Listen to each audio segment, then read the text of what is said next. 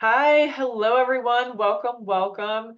We're very excited to have our leadership coach session here today. I am going to give it a couple more minutes though before we officially get started, just as everyone's coming in from the waiting room. Again, here at Forte, we're really excited to offer a variety of different topics to our audience. And today's topic is negotiation. So hopefully you'll be able to learn something new today, and really have a good discussion afterwards as well when our presenter is done talking about the topic. All right, so I think I'm going to officially get started. My name is Alexia Brewster. I am the program manager here at Forte for the professional team.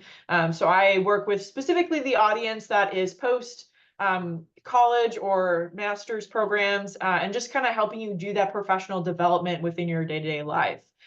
We have our leadership coach session today on the negotiator's mindset, and I am very excited to introduce our guest speaker, which is Karen Gilbert. She actually works at Forte, so she is the Associate Director of Development, and she works with the Corporate Partners team. So we do a lot of collaboration, our two teams together. So very excited again to have her. Big welcome to her, and I'm actually going to have her take it away. Perfect. Thank you so much, Alexia. And I wanted to kind of start by introducing myself. And so, yeah, like Alexia said, I have been at Forte for 3 years now, and specifically working with our corporate partners and really helping them engage with all of our recruiting and professional development programs that we provide at Forte. And you might have gleaned from my role that I negotiate every day. And probably, whether you realize it or not, you do too.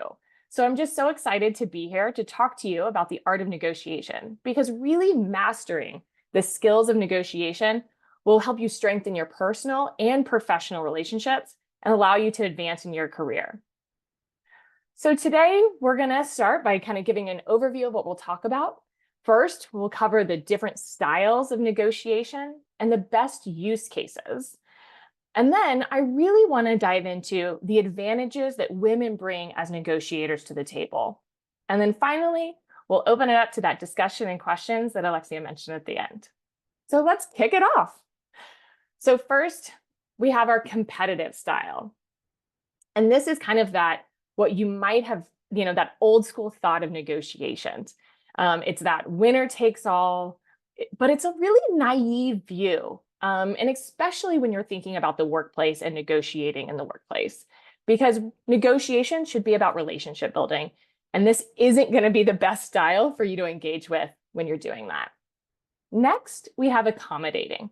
And really, this is the coworker that you love, right? So it's the person that's just always kind of giving in, always giving their time, products, services. And really think about it though, what are they getting in return? And what's the cost to them? So, right, this is very unassertive, and it's really probably not what you're going to want to use going forward. We have avoiding. And when you think about this, think of passive aggressive style. You're really not engaging at all. You're letting things kind of just go by the wayside. Then we have compromising. And this is really what people sometimes think of when they think of negotiations as well. But it's not negotiating. It's haggling. You give some, you lose some. It's also thought about like splitting the difference, right? So the compromising often results in both people really not getting what they need. They're settling for less. And finally, we have collaborating. And this is referred to as kind of expanding the pie. So collaborative negotiators are really willing to invest time and energy in finding innovative solutions. The mantra really is, it's not enough that I win, but I'm not going to be happy until we've all won. So now that we kind of understand the styles, we'll do a quick little refresher. So So we got competitive. I win, you lose. We have accommodating. I lose, you win. Avoiding, we're both losing. Compromising, both winning some, both losing some. And that collaborative, that expanding of the pie. I win and you win. But it's not enough to just know these 5 and just kind of go on with your day. We really need to understand how to use them, and when to use each, because they do have a place for each of these. So let's go back to our circle and we'll see that we have competitive. So this, I win, you lose battle. And it's going to be not something that you're concerned about the long-term relationship. So think of buying a car, a used car even, you're trying to get the best deal for yourself and you just want to get in and get out. But really, like I said, this probably is not going to be something you're using in the workplace because it's about, this isn't about building that relationship. For accommodating, this is the opposite of competitive. So think for this group, everything is about the relationship. And you might think you'll never need to use this. You're never going to give everything away. But there might be a time that you're at fault or there's a mistake that's been made. And that's a good time to, repair that relationship. And accommodating might be the time that you need to use this. So you're in a weak position. This is sometimes the best move. Then we have avoiding. And really, I would say the time that you might want to use avoiding is when you look at the value of the time spent negotiating really outweighs the benefits. And then sometimes you're going to use avoiding when you're kind of backing away from a negotiation. So you might find that you've really come to a stalemate and you need to kind of back off. You might come across a, person who's using avoiding in their negotiation tactics. And this is where you're going to really want to set clear parameters on timing when people need to get back to you. Because, right, the one who has the greatest urgency is going to be the one that loses because you're going to, somebody else can just kind of stay by the wayside and avoid the conversation completely. Then we have compromising. And again, this is that haggling. It's not negotiating. And remember, this is only use this when you really have very little to offer because you're really giving up something and getting kind of maybe something in return. So the other time that we see this kind of happening a lot is when you're not prepared. So if you are, unprepared for the conversation that you're about to have, you might end up giving concessions early on in that conversation. And that's compromising and haggling versus that collaborating, which is that final kind of piece of this puzzle.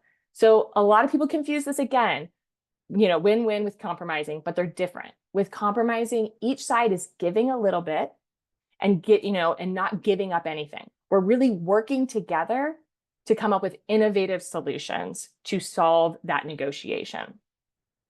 But I would say, word to the wise, it's not always in your best interest to collaborate, right? You only have infinite amount of time. Your time is valuable. And so make sure that you want to take that time and energy with that other person. So really just be careful with who you're spending your time collaborating with. You might be better off using one of the other tools. So now that we understand the basic styles and tools and the use cases of these negotiations, I really want to hone in on how to empower you as a women's negotiator. So there are unique advantages women bring to the table.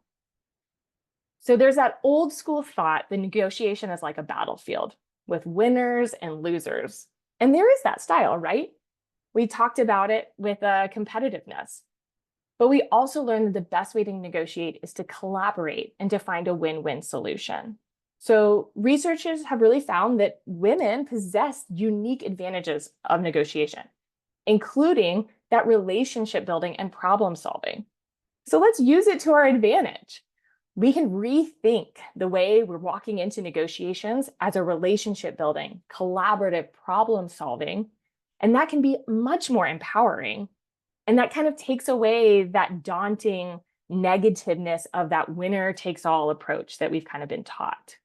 So an idea that I love is, reframe a negotiation conversation as, I'd just like to have a discussion. It's just a way to make sure you're coming in with that problem-solving, collaborative approach. Next, we see that research has shown that women can be less assertive when they're negotiating on their own interest. But we can be significantly more forceful when we're negotiating on the interests of others. So when we're advocating for others, we can be very strong. So how can you use that to your advantage to get what you need and what you want? Reframe the message. Think about ways to pair the things you want and need with a more communal concern about the needs and challenges of the company and the different parties that you're kind of advocating for. So go ahead and ask, but make sure you're doing so strategically so you're setting yourself up to be the most forceful and the most, ability to get what you need. And lastly, remember, negotiation is a skill, not a gift. Women tend to have more anxiety and self-doubt, especially about our abilities. And so when it comes to negotiation, that anxiety can really be, end up in subpar results. And so we need to understand that we need to hone that muscle and that skill to make sure when you end up in a situation where you're negotiating, that it takes away that feelings of discomfort and vulnerability.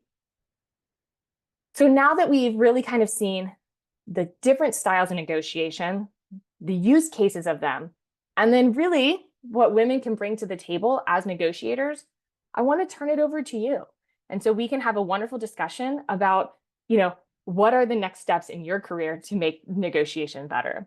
So kind of Alexia and I have come up with a couple of questions, but, we love more from the audience. And so, when negotiating, what do you struggle with the most? What style of negotiation do you prefer? And what is something that you're wanting to negotiate? Maybe we can talk through it. So I can kind of go ahead and, maybe confidence is what you struggle with the most. I'm sure, I do. And